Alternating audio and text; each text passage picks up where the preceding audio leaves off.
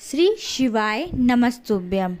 आज गुरुजी ने प्रथम दिन ही गो पितृ शिव महापुराण कथा में एक विशेष उपाय बताया। इस उपाय को आपको घर पर ही करना है। साथ में श्राद्ध पक्ष में करने वाले कुछ विशेष उपाय विशेष नामों को लेकर करना है। अगर आप कोई एक उपाय भी कर लेते हो तो आपके सारे मनोरथ सारी मनोकामनाएं अवश्य पूरी होगी ही होगी। साथ में अगर आपके जीवन काल में आपको पितृदोष लगा हुआ है, आपके पितृ नाराज है, तो वह प्रसन्न हो जाएंगे। श्राद्ध पक्ष के जो 16 दिन होते हैं ये बहुत ही खास होते हैं। हमारे पितरों से हमें आशीर्वाद प्राप्त करने के दिन होते हैं। अगर आपने श्राद्ध पक्ष में अभी तक कोई उपाय नहीं किए तो कुछ दिन शेष बचे। इन शेष दिनों में आप अधिक से अधिक प्रयास करके अपने पितरों को मनाइए और उनसे बहुत सारा आशीर्वाद प्राप्त अवश्य कीजिए। चलिए वीडियो शुरुआत करते हैं। स्वागत है मोदी जी ऑफिशियल चैनल पर। अगर आप लोगों ने अभी तक चैनल को सब्सक्राइब नहीं कर रखा है तो प्लीज़ चैनल को सब्सक्राइब कीजिएगा। आपके सपोर्ट की चैनल को बहुत आवश्यकता है। पहला उपाय, यह उपाय गुरुजी ने गो पितृ शिव महापुराण कथा कोकड़ी में जो चल रही है वहाँ बताया है। गुरुजी ने पहले ही बता रखा है इस उपाय को, मैं फिर से आपको बता देती हूँ। गुरुजी ने कहा है अभी जो कथा चल रही है गो पितृ शिव महापुराण कथा, इस कथा को आपको अगर आप पंडाल में बैठ के सुन रहे हैं तो बहुत अच्छी बात है, और अगर पंडाल में बैठकर नहीं सुन पा रहे हैं तो अपने घरों पर सुन रहे हैं तो आपको विशेष उपाय करना है। इस उपाय को करने से धन संपदा में वृद्धि होगी, पितरों का आशीर्वाद मिलेगा। साथ में हमारे पितर अगर भूखे हैं प्यासे हैं तो वह तृप्त होंगे। आपको पितरों के निमित्त यह विशेष उपाय करना है। क्या करना है? 2-4 चावल के दाने, चाहे 2 रख लें चाहे 4 चावल के दाने रख लें, अपने सीधे हाथ की हथेली पर रखकर एक आसन बिछाकर केवल आपको कथा को सुनना है। जी हाँ, कथा को सुनना है। ये आप प्रयास करो, अगर हो सके तो आपके घर में जो पूर्वज हैं जिनके फ़ोटो वगैरह आपके घर में लगे रहते हैं उनके फ़ोटो को भी रखकर अपनी गोदी में रखकर या साइड में रखकर आप कथा को सुन सकते हैं। जी हाँ, जब कथा पूरी हो जाए उसके बाद जो चावल के दाने आपने हथेली में रखे थे उनको अपनी ही छत पर आपको फेंक देना है, डाल देना है। बस इतना सा करना है। रोज़ करना है, लगातार 7 दिन तक कथा चल रही है। प्रयास करना 7 दिन लगातार कर सको, लगातार नहीं कर सको तो 1 दिन 2 दिन जब भी कथा सुनो तो यह विशेष उपाय अवश्य करिएगा। दूसरा उपाय, यह उपाय आपको महादेव का 2 विशेष नाम लेना है। यह नाम है विषकपि और वृषकपि। जिन लोगों को उपाय पता है तो बहुत अच्छी बात है, जिनको नहीं पता है तो प्लीज़, अगर जिनको पता है फिर भी उन्होंने उपाय नहीं किया है तो ज़रूर करना। धन संपदा वृद्धि के लिए विशेष उपाय है। जी हाँ, अगर इस उपाय को कर लेते हो तो आपको कड़की की जो होती है ना, पैसों की कड़की चलती है, तंगी चलती है, वह कड़की नहीं चलेगी। या फिर हम सोच रहे कि हमारा कोई कार्य नया शुरुआत हो जाए, उसके लिए पैसों की बंदोबस्त हो जाए, तो यह उपाय आप कर लेना। क्या करेंगे? आपको महादेव का 2 विशेष नाम लेना है। क्या नाम है? विषकपि या वृषकपि। विषकपि बोलना आसान रहेगा तो आप विषकपि बोलिएगा। क्या करना है? केवल एक रोटी लेना है। जी हाँ, रोटी के ऊपर गुड़ रख ले। एक रोटी के ऊपर गुड़ रख ले या फिर कोई मीठी चीज़ रख ले, शक्कर भी रख सकते हो, और गाय माता को उस रोटी को खिला दो। सीधे हाथ से खिलाना रोटी को, उल्टे हाथ से नहीं खिलाया जाता है। सीधे हाथ से गाय माता को रोटी खिलाए, जब रोटी गाय माता को मुख में दे तब आपको विषकपि या वृषकपि नाम लेना है। दूसरा उपाय, यह उपाय करना है आपको काशी विश्वनाथ महादेव का नाम लेकर। यह जो विशेष उपाय है यह विशेष नाम लेकर करना है और केवल श्राद्ध पक्ष में किए जाते हैं। तो काशी विश्वनाथ महादेव का नाम लेकर करना है। आपके घर में गंगा जल तो होगा ही। जी हाँ, आपको थोड़ा सा गंगा जल लेना है, एक खाली कटोरी लेना है, और अपने ही घर में जहाँ तुलसी का गमला क्यारी आप रखते हो वहाँ चले जाइए। जाकर खाली कटोरी पहले तुलसी के गमले के पास रखना है, गमले के अंदर नहीं रखना है, गमले के पास रखना है। पास में रख कर गंगा जल हाथ में लेकर आपको अपना नाम और गोत्र बोलना है। अपने जितने भी पूर्व पितर हैं, जी, जो अधोगति में गए हैं, कुंवारी अवस्था में गए हैं, भूले बिसरे जो भी पितर हैं, उन सब का स्मरण करो। कैसे बोला जाता है कि हमारे भूले बिसरे पितर जिन्हें हम स्मरण करना भूल गए हैं उनका नाम, और उनका नाम ले सके तो अच्छी बात है, अदरवाइज़ आप उनका स्मरण कर ले। और फिर उसके बाद क्या करें? अपना नाम और गोत्र बोलते हुए आपको उस गंगा जल को उस कटोरी में छोड़ देना है, डाल देना है। ऐसा आपको कम से कम 7 बार करना है। ठीक है, 7 बार किया है। करने के बाद अब उस गंगा जल का क्या करें? तो उस गंगा जल को, जैसे आप रविवार के दिन कर रहे हो तो उस गंगा जल को आप तुलसी के गमले में मत डालना, आप आपके घर में आसपास जो भी कोई गमला हो, पेड़ हो, उसमें डाल दीजिए। ये विशेष उपाय आपको काशी विश्वनाथ महादेव का नाम लेकर करना है। इस उपाय को करने से आपके पितरों तो खुश होंगे ही होंगे, साथ में अगर आपके पितरों को आपने गया जी जाके अभी तक पिंडदान नहीं किया है, तिलांजलि तक नहीं दी है, कोई ब्राह्मण को भोज नहीं कराया है, कोई पितृदोष लगा हुआ है, घर में बहुत कड़की चलती है, तो ये विशेष उपाय अवश्य कीजिएगा। सारे मनोरथ आपके पूरे होंगे ही होंगे। तीसरा उपाय, यह उपाय है कुशा का उपाय। जी हाँ, कुशा क्या होती है तो पहले आप ये समझिए। आपको वीडियो में दिख रही है कुशा का आसन आता है, हर किसी घर में तो होता ही होता है।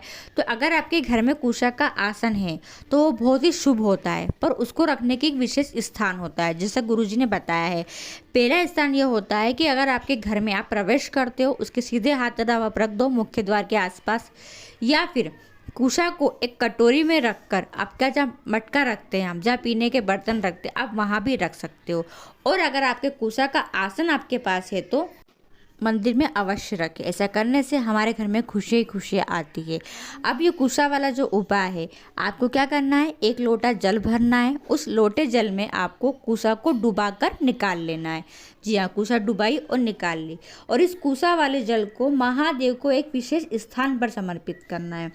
अब विशेष स्थान कौन सा है, तो जहाँ मेरा हाथ दिख रहा है आपको, यानी माँ सुंदरी के स्थान पे नहीं, माँ सुंदरी से और महादेव की शिवलिंग के बीच में जो स्थान होता है, वहाँ पर इस जल को आपको समर्पित करना है।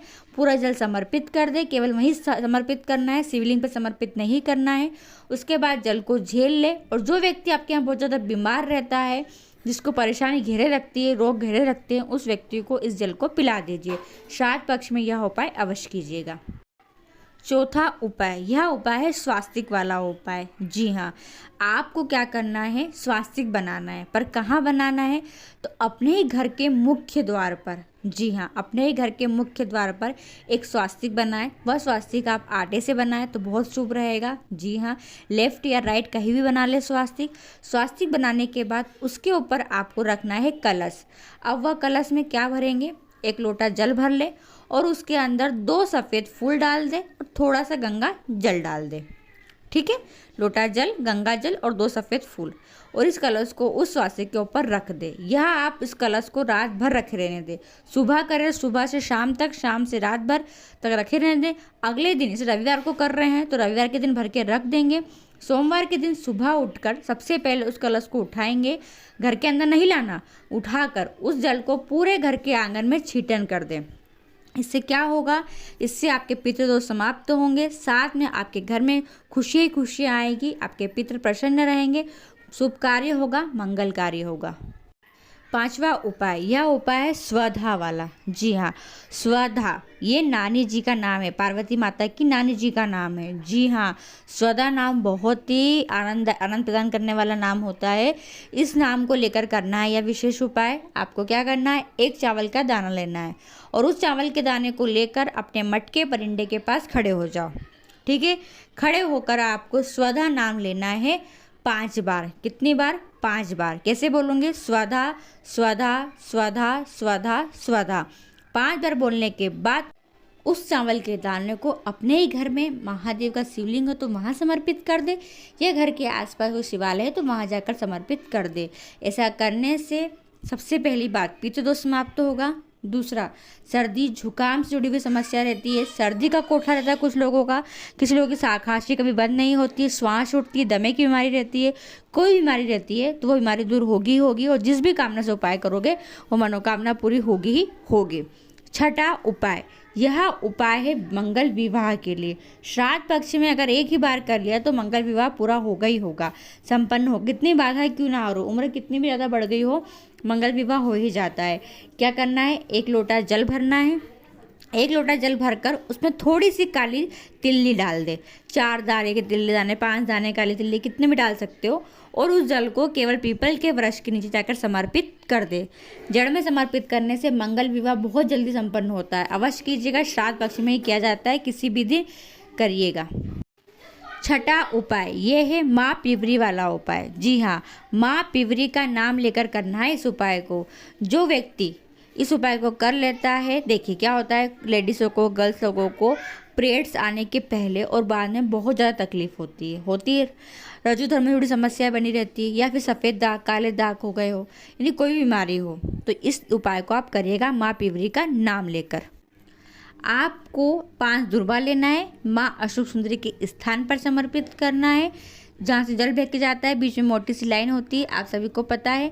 वहाँ पर 5 दुर्बा समर्पित करने के बाद उस 5 दुर्बा को उठा लाओ, 5 दिन तक लगातार चबा चबा कर खाओ। कोई सा भी रोग हो आपका समाप्त हो गई। पर जब दुर्बा खाएंगे तब आपको माँ पिवरी जी का नाम लेना ही लेना है। 7वां उपाय, ये श्राद्ध पक्ष में उपाय तो कर ही लेना है। जो उपाय बताए इन उपायों में से यह उपाय जो बता रही हूँ मैं, आखिरी वाला उपाय, अंतिम उपाय इस वीडियो का। इस उपाय को अगर आप कर लेते हो तो जिस भी मनोकामना से करोगे वह मनोकामना आपकी पूरी होगी ही होगी। यह उपाय आपको पितरों की बेटियों का, क्योंकि क्या होता है, पितृ जो होते हैं वो अपनी बेटियों की बात कभी नहीं टालते। तो पितरों की बेटियाँ कौन कौन सी, मेरे नाम ध्यान कर लीजिए, मैना, धन्या और कला, ये पितरों की बेटियां हैं। इन पितरों की बेटियों के नाम को लेकर इस उपाय को करना है। यह उपाय करने में आप कोई गलती मत कर बैठना। जी हाँ, ये क्या हो रहा है कि लोग उपाय तो कर रहे हैं पर कुछ ना कुछ मिस्टेक हो रही है इस उपाय को करने में। सबसे पहली बात, इस उपाय को अपने घर के मुख्य द्वार पर, जो मेन डोर हो, मेन गेट हो, वहाँ करना है। जो कटोरी रखना है इस उपाय में, उस कटोरी को दरवाजे के अंदर रखना है। ठीक है, क्या करेंगे, 3 पुष्प लेंगे, वो भी सफ़ेद होना चाहिए, और 3 खड़े चावल के दाने लेंगे, कैसे टूटे हुए ना हो। ठीक है, सबसे पहले 1 चावल का दाना, 1 सफ़ेद फूल सीधे हाथ की हथेली में रखना। जिस व्यक्ति के लिए उपाय को कर रहे हो उसका नाम और गोत्र बोलना, अपनी मनोकामना बोलना, और फिर उस सफ़ेद फूल को और 1 चावल के दाने को उस कटोरी में डाल दीजिए। सबसे पहला नाम किसका लेंगे, मैना। ठीक है, दूसरी बार फिर करेंगे, 1 चावल का दाना, 1 सफ़ेद पुष्प, फिर नाम लेंगे धन्या, और तीसरी बार जब करोगे तब नाम लोगे कला। तीनों कन्याओं के नाम लेकर चावल के दानों को और पुष्प को डालते जाएंगे उस कटोरी के अंदर। उस कटोरी कम से कम उस कटोरी को आधे घंटे तक, 30 मिनट तक वहीं रखे रहने देना, हिलाना मत। उपाय करके अपने घर के अंदर आ जाना। आधा घंटा पूरा हो जाए, फिर उसके बाद उस कटोरी को उठाओ और चावल के दानों को और पुष्प को घर के आसपास जो भी शिवालय हो वहाँ जाकर नंदीश्वर पर स्पर्श कराकर फिर उस चावल के दानों को और पुष्प को महादेव की सबसे छोटी पुत्री माँ अशोक सुंदरी के स्थान पर समर्पित कर दीजिए। अब यह उपाय करने से बच्चों के लिए माताएं करें, बच्चों के जो भी मनोकामना है जो अटकी पड़ी हुई है वह पूरी होगी। नौकरी, तरक्की, व्यापार में तो बहुत ही उन्नति मिलेगी, घर में शुभ समाचार आएंगे। यानी यह उपाय अगर आपने कर लिया तो श्राद्ध पक्ष का बहुत ही खास उपाय है। वीडियो पसंद आई हो तो प्लीज़ और लोगों तक जरूर शेयर कीजिएगा। मैं आपके लिए बहुत प्रयास करती हूँ अच्छे से समझाने का कि आपको समझ में आए। फिर भी कुछ त्रुटि रह जाती है तो आप कमेंट करके पूछिएगा, मैं आपको क्लियर करूँगी। इस चैनल पर वही वीडियो आती है जो गुरुजी द्वारा बताई जाती है, वही उपाय आते हैं जो गुरुजी द्वारा बताए जाते हैं। तो वीडियो पसंद आए तो और लोगों तक जरूर शेयर कीजिएगा। श्री शिवाय नमस्तुभ्यम। हर हर महादेव।